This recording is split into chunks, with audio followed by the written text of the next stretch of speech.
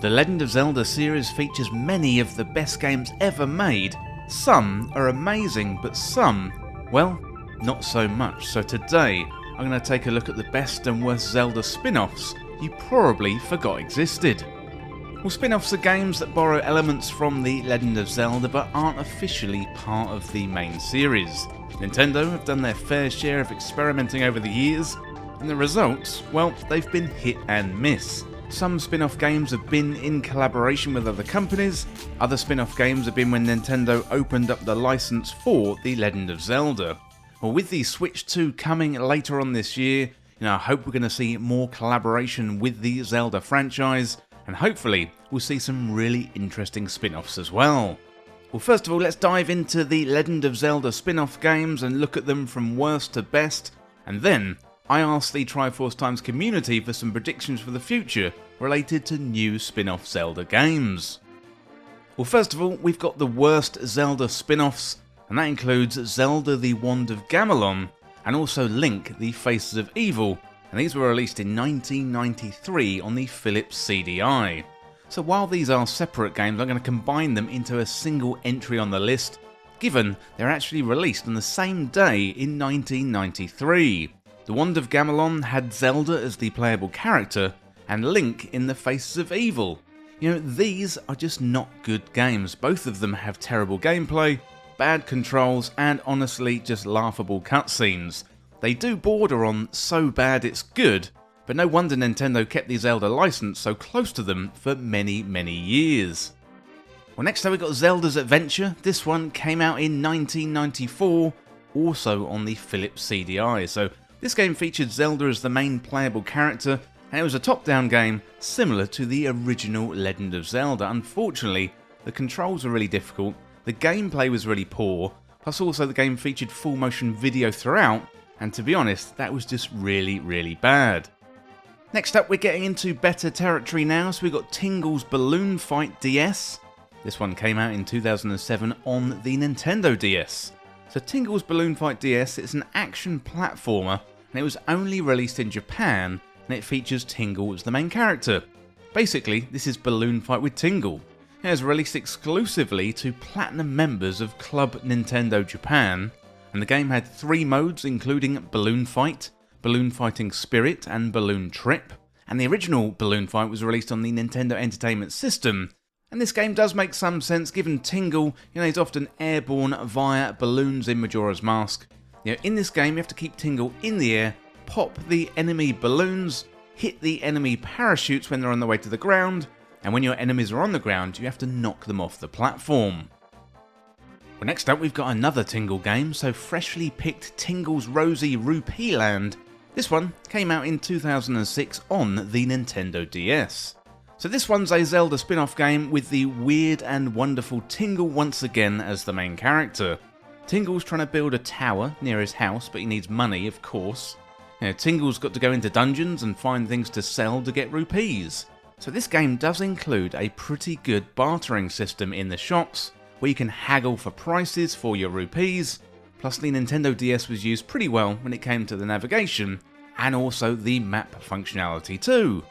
Well, next up we've got another Tingle game, so it's a hat trick of Tingle games. We've got Ripened Tingle's Balloon Trip of Love, and this one came out in 2009 on the Nintendo DS. So in this game, Tingle plays Cupid in this romance-themed game. The objective here is for Tingle to escape the fictional world by dancing with the princess, of course. If you couldn't tell already, this is a very, very odd game. Not for only the reason of having Tingle in the game, but you've got no references to the main Zelda series, just a man in a green suit trying to dance with a princess as you do. The gameplay is point and click, and it has to go down as one of the strangest Zelda spin-off games of all time. Well, next up now we're getting into the good half of the games here, so we've got My Nintendo Picross The Legend of Zelda Twilight Princess, released in 2016 for the Nintendo 3DS. So this one is a spin-off for the Nintendo 3DS, and it's a crossover of Picross and Twilight Princess. Originally this launched as a My Nintendo reward, and it cost 1,000 platinum points. Picross is a well-known puzzle format where grids have got to be filled in to create a picture, and each picture is based on Twilight Princess, except for the tutorials.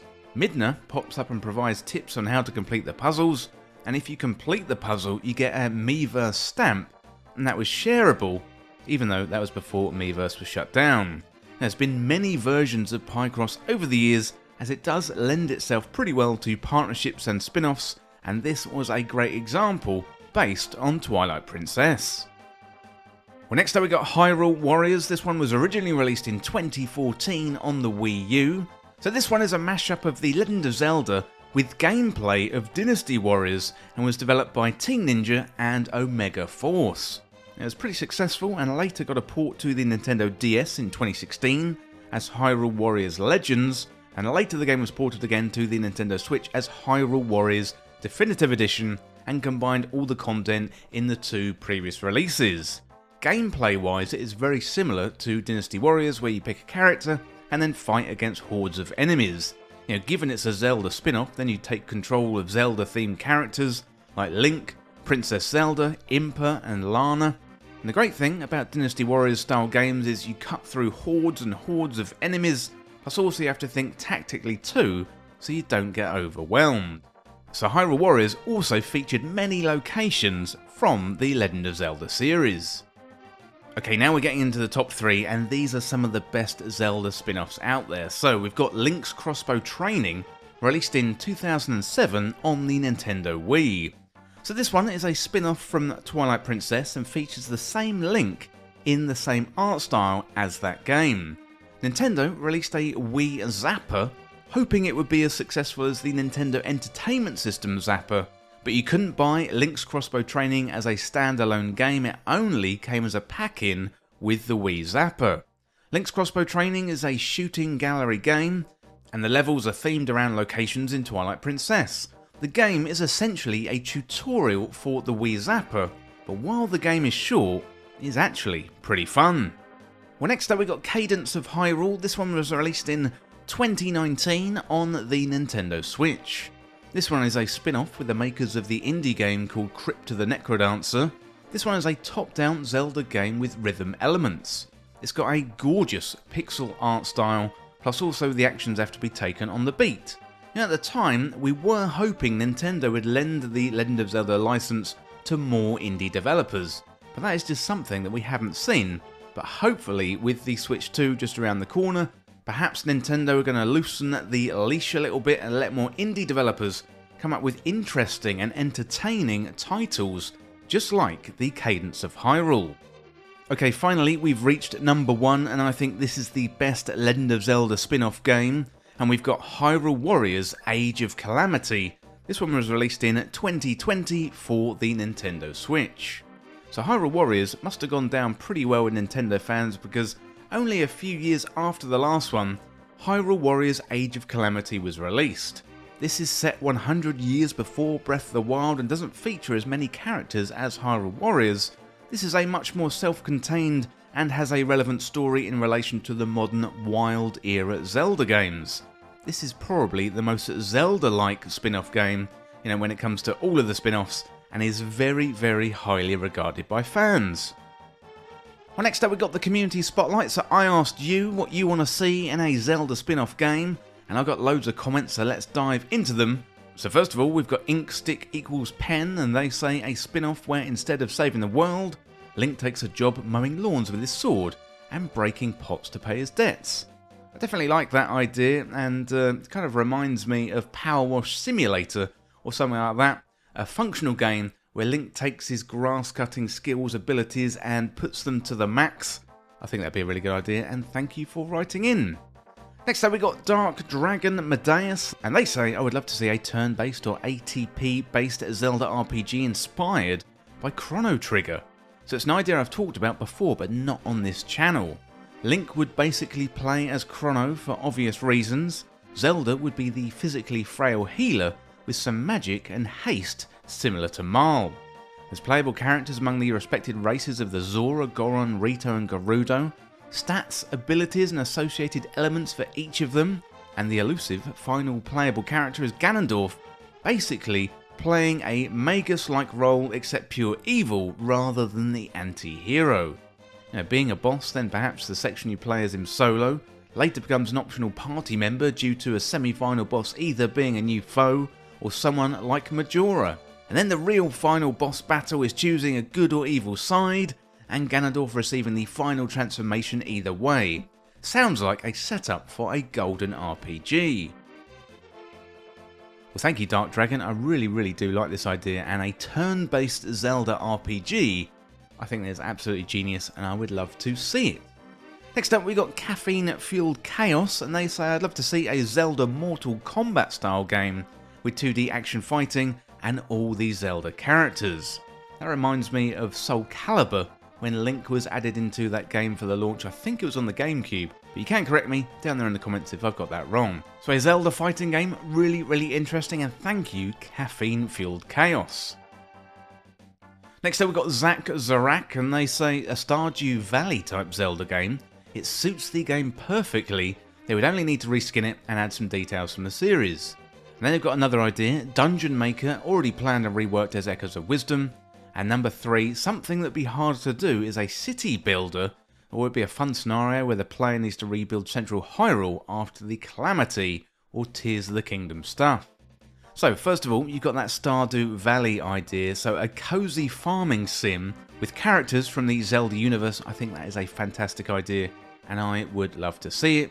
Dungeon Maker, we have discussed that on the channel. Actually, I've got a video dedicated to a Dungeon Maker a couple of videos ago, so do go and check them out. I definitely think that's a good idea and could be enhanced by the potential mouse functionality via the Switch 2.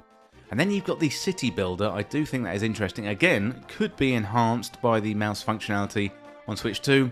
City Builder, definitely the most out there idea here, Zach Zarak, but I do love that first idea with the Stardew Valley type Zelda game. I think you are on to a winner there, so Nintendo, if you are listening, you should definitely give Zach Zarak a job.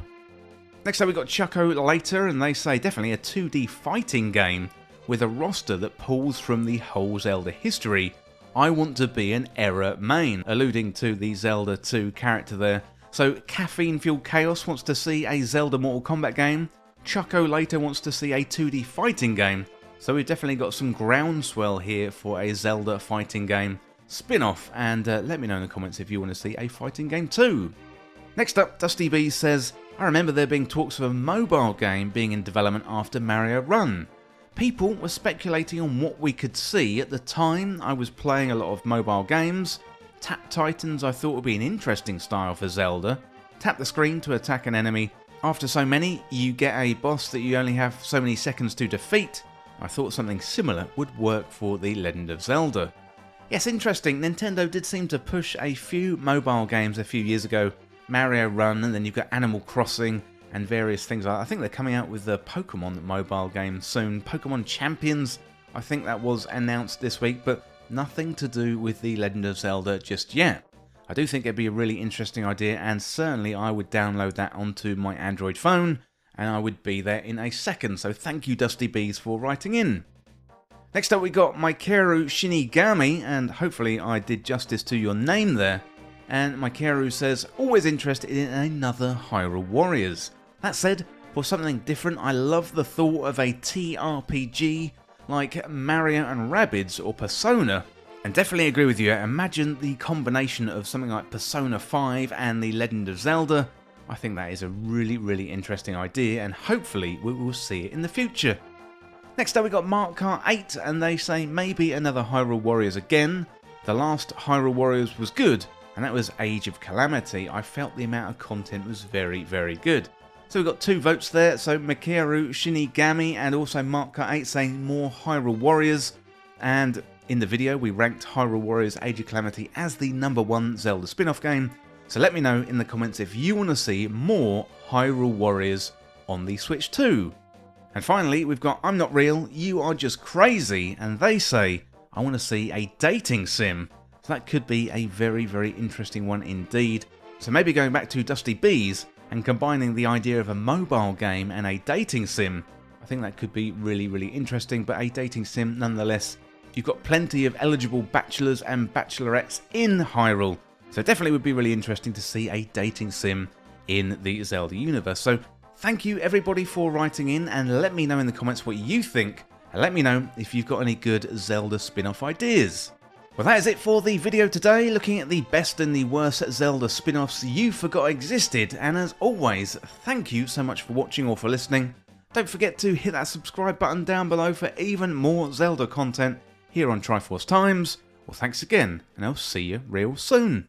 Well, this video is brought to you by Triforce Times Backstage. This is available through Patron or YouTube membership, and you're going to get exclusive benefits, plus you'll be able to go above and beyond to support Triforce Times. Free content is core to Triforce Times, and you can continue to enjoy these videos that you know and love. However, if you want to enjoy the benefits like early access, our community Discord, shoutouts in the credits of videos, content polls and exclusive videos, then select the tier that is right for you and join Triforce Times Backstage today. So help me make Triforce Times be even bigger and better, plus you're going to get some added benefits for a small fee every month. Well, thank you for listening, and now it's time to go back to the video.